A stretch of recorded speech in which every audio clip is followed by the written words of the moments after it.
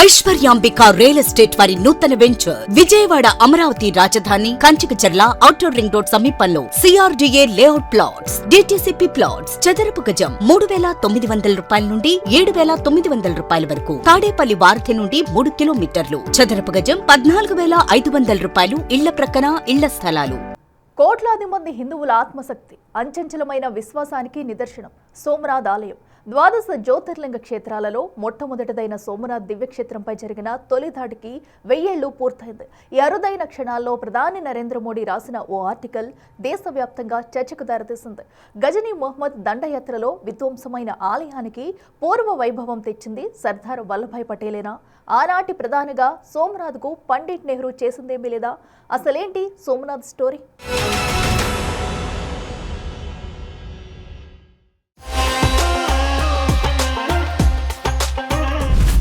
వందల ఏళ్ల దాడులను తట్టుకుంది. వలసవాద దోపిడీని తట్టుకుని నిలబడింది.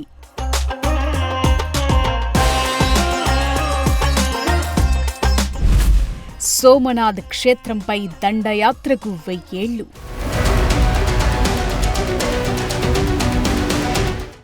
సోమనాథ్ పేరు తలచుకుంటే చాలు కోట్లాది మంది హృదయాల్లో సగర్వ భావన నిండిపోతుంది. ఇది భారతీయ ఆత్మకు నిదర్శనం. సోమనాథ్ ఆలయం కేవలం ఓ పుణ్యక్షేత్రం మాత్రమే కాదు, భారతీయతకు, హిందూ ధర్మానికి ఉన్న తిరుగులేని ఆత్మస్థైర్యానికి ప్రతీక.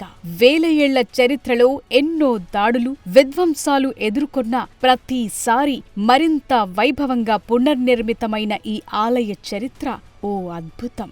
ఈ క్షేత్రం గుజరాత్లోని ప్రభాస్ పఠాన్ అనే ప్రదేశాన్ని పావనం చేస్తోంది. ద్వాదశ జ్యోతిర్లింగాల్లో తొలి జ్యోతిర్లింగంగా సోమనాథ్ ఆలయం నాగరికత, ఆధ్యాత్మికత ప్రాధాన్యాన్ని ప్రతిబింబిస్తుంది.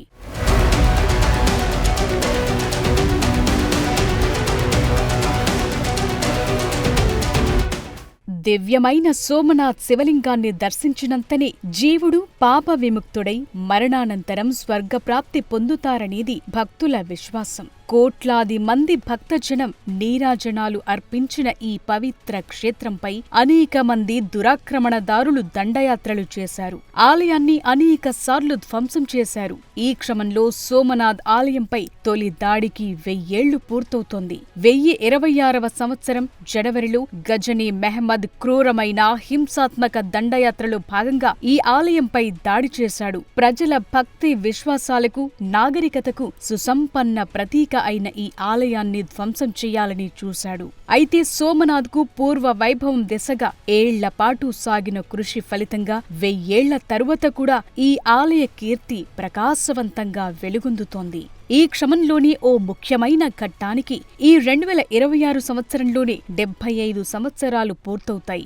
ఆలయ పునరుద్ధరణ తరువాత 1951 మే 11న అప్పటి రాష్ట్రపతి డాక్టర్ రాజేంద్ర ప్రసాద్ సమక్షాన నిర్వహించిన కార్యక్రమంలో భక్తులకు జ్యోతిర్లింగ దర్శన భాగ్యం కల్పిస్తూ సోమనాథ్ ఆలయం తలుపులు మళ్లీ తెరుచుకున్నాయి.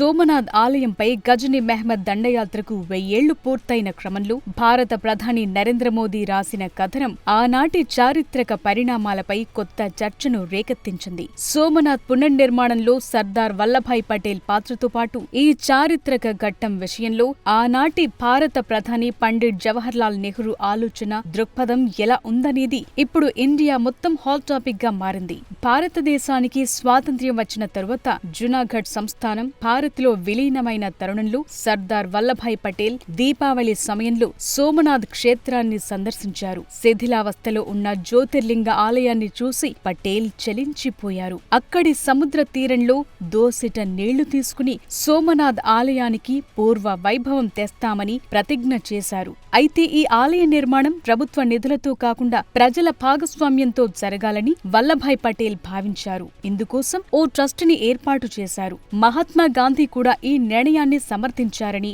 అయితే ప్రభుత్వ ఖజానా నుంచి కాకుండా ప్రజా విరాళాలతోనే ఆలయాన్ని తిరిగి నిర్మించాలని సూచించినట్లు చరిత్ర చెప్తోంది.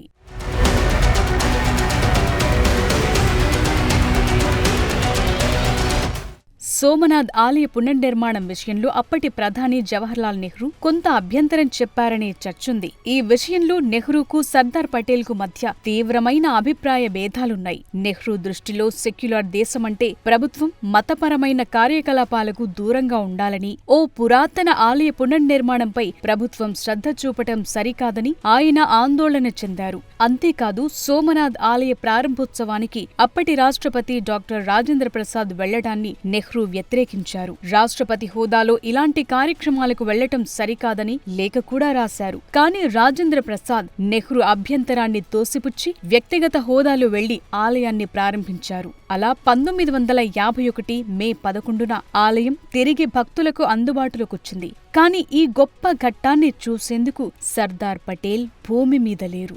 మాజీ ప్రధాని నెహ్రూ ఈ ఆలయ పరిణామంపై పెద్దగా ఉత్సాహంతో లేరని ప్రధాని మోదీ తన వ్యాసంలో రాసుకొచ్చారు. రాష్ట్రపతి, కేంద్ర మంత్రులు కూడా ఈ ప్రత్యేక కార్యక్రమానికి వెళ్లకూడదని ఆయన కోరుకున్నట్లు మోదీ చెప్పారు. అయితే బాబు రాజేంద్ర ప్రసాద్ మాత్రం దృఢంగా నిలబడ్డారన్నారు. సోమనాథ్ కేవలం ఓ ఆలయం కాదని, అది భారతీయ ఆత్మ గౌరవమని ప్రధాని మోదీ చెప్పారు. వేల ఏళ్ల నాటి బానిసత్వ చిహ్నాలను చెరిపేసి సాంస్కృతిక వారసత్వాన్ని పునరుద్ధరించటమనేది దేశ ప్రగతికి సంకేతమని మోదీ చెప్తున్నారు. గజనీ మెహ్మద్ దండయాత్రలో ఆలయం కూలిపోయినా భారతీయుల విశ్వాసం చెక్కు చెదరలేదన్నారు.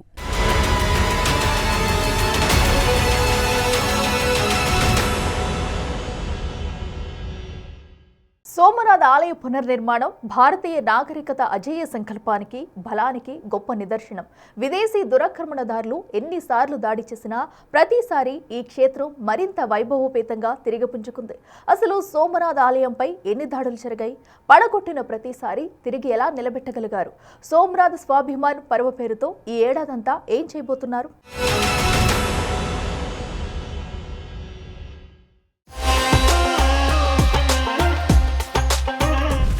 ప్రజల భక్తి విశ్వాసాలకు సుసంపన్న ప్రతీక.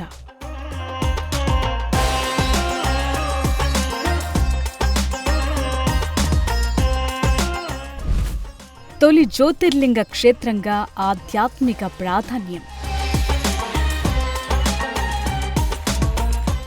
సోమనాథ్ క్షేత్రానికి ఆధ్యాత్మికంగా ఎంతో ప్రాశస్త్యముంది. తొలి దాడి జరిగిన 1000 ఏళ్ల సోమనాథ్ గాథ విధ్వంసం ద్వారా కాకుండా కోట్లాది మంది భారతీయుల అచంచల ధైర్య సాహసాల ద్వారా నిర్వచించొచ్చని సగర్వంగా చెప్తానన్నారు ప్రధాని మోదీ. గజనీ మెహ్మద్ దండయాత్ర తరువాత సోమనాథ్ ఆలయంపై అనేక దాడులు జరిగాయి. దాడి జరిగిన ప్రతిసారి ఆలయాన్ని కాపాడుకునేందుకు ప్రజలు అడ్డుపడ్డారు. ఇంకొందరు ప్రాణత్యాగం చేశారు. సోమనాథ్ ఆలయం భారతదేశ సంస్కృతి, ఆధ్యాత్మిక పట్టుదలకు సజీవ సాక్ష్యం. అనేకసార్లు విదేశీ దండయాత్రలకు, విధ్వంసాలకు గురైన ప్రతిసారి మరింత వైభవంగా పునర్నిర్మించారు.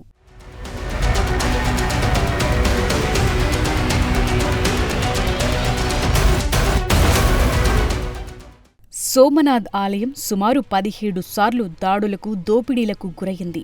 1026వ సంవత్సరంలో గజనీ మెహ్మద్ జరిపిన దాడిలో ఆలయ సంపదను దోచుకెళ్లారు. జ్యోతిర్లింగాన్ని ముక్కలు చేశారు. ఆ తరువాత 1299లో అలావుద్దీన్ ఖిల్జీ, 1995లో జాఫర్ ఖాన్, 1451లో మెహమూద్ బెగ్డా ఆలయాన్ని ధ్వంసం చేశారు. చివరకు ఔరంగజేబు కూడా ఆలయాన్ని పునరుద్ధరించలేని విధంగా ధ్వంసం చేయాలని ఆదేశించాడు. ఇలాంటి ఎన్నో దాడులు జరిగిన ఆలయం తిరిగి నిలబడింది. అందుకే సోమనాథ్ ఆలయాన్ని వినాశనం లేని అక్షరధామంగా పిలుస్తారు.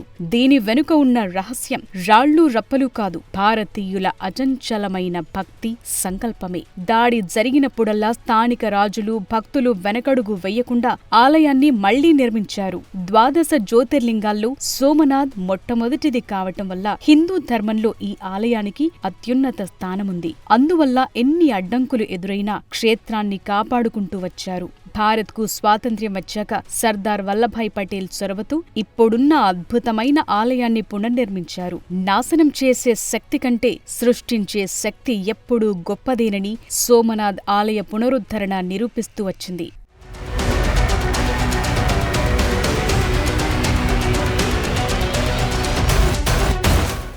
సోమనాథ్ ఆలయ పురాణ గాథ కూడా ఆసక్తికరంగా ఉంటుంది. పురాణాల ప్రకారం దక్ష ప్రజాపతికి 27 మంది కుమార్తెలు. వీరినే 27 నక్షత్రాలుగా భావిస్తారు. వీళ్లందరినీ చంద్రుడు వివాహం చేసుకున్నాడు. అయితే చంద్రుడు తన భార్యలందరినీ సమానంగా చూడకుండా కేవలం రోహిణి పట్ల మాత్రమే అమితమైన ప్రేమాభిమానాలు చూపేవాడు. మిగిలిన కుమార్తెలు తండ్రి దక్షుడికి ఫిర్యాదు చేయటంతో ఆయన చంద్రుడిని హెచ్చరించాడు. అతనిలో మార్పు రాకపోవటంతో క్షయరోగంతో కాంతిహీనుడివై నశించిపోతావని దక్షుడు శపించాడు. శాప ప్రభావంతో చంద్రుడిలో కాంతి కోల్పోవటం మొదలయింది. లోకమంతా అంధకారం అలుముకుంటోంది. దాంతో కలత చెందిన చంద్రుడు బ్రహ్మదేవుని సలహా మేరకు సోమనాథ క్షేత్రానికి చేరుకున్నాడు. అక్కడ సరస్వతీ నది సముద్రంలో కలిసే చోట మృత్యుంజయ మంత్రాన్ని పఠిస్తూ పరమశివుని కోసం తపస్సు చేశాడు. చంద్రుడి భక్తికి మెచ్చిన శివుడు దక్షుని శాపాన్ని పూర్తిగా తొలగించలేనని, దాని ప్రభావాన్ని తగ్గిస్తానని చెప్పాడు. అలా చంద్రుడు కృష్ణపక్షంలో తన కాంతిని కోల్పోతూ ఉంటాడు. మళ్లీ శుక్లపక్షంలో క్రమంగా తన కళని పెంచుకుంటూ పౌర్ణమి నాటికి పూర్తి కాంతితో వెలిగిపోతాడు. తనకు శాప విమోచనం కలిగించినందుకు కృతజ్ఞతగా చంద్రుడు ఇక్కడ శివాలయాన్ని నిర్మించాడు. చంద్రుణ్ణి సోముడని పిలుస్తారు కాబట్టి ఈ స్వామికి సోమనాథుడు అనే పేరొచ్చింది.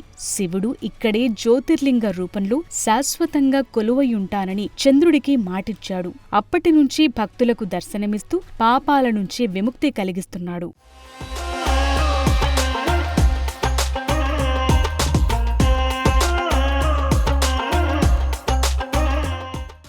సోమనాథ్ ఆలయానికి ఓ విశిష్టత ఉంది. ఆలయ ప్రాంగణంలో సముద్ర తీరాన ఓ బాణ స్తంభముంటుంది.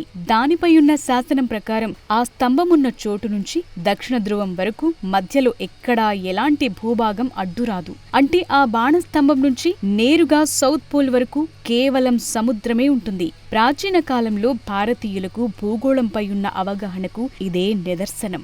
భారత ప్రధాని నరేంద్ర మోదీ ఈ నెల 11న గుజరాత్లోని సోమనాథ్ ఆలయాన్ని సందర్శించనున్నారు. ఆలయంపై విదేశీయులు తొలిసారి దాడి చేసి ధ్వంసం చేసిన దురాగతానికి 1000 ఏళ్లవుతోన్న క్రమంలో సోమనాథ్ స్వాభిమాన్ పర్వ్ పేరుతో ఈ ఏడాదంతా వివిధ కార్యక్రమాలను నిర్వహిస్తున్నారు. ఈ నెల 8 నుంచి 11వ తేదీ వరకు ఆధ్యాత్మిక, సాంస్కృతిక ఉత్సవాలు జరగనున్నాయి. సోమనాథ్ ఆలయ చరిత్ర కేవలం ఓ కట్టడం గురించిన కథ కాదు. అణచివేతలను తట్టుకుని ఓ జాతి తిరిగి లేచి నిలబడిన తీరుకు నిదర్శనం. మన సంస్కృతి, నాగరికతను కాపాడిన కోట్లాది మంది భారతీయుల అజేయమైన సాహస గాథే సోమనాథ్ జ్యోతిర్లింగ క్షేత్రం.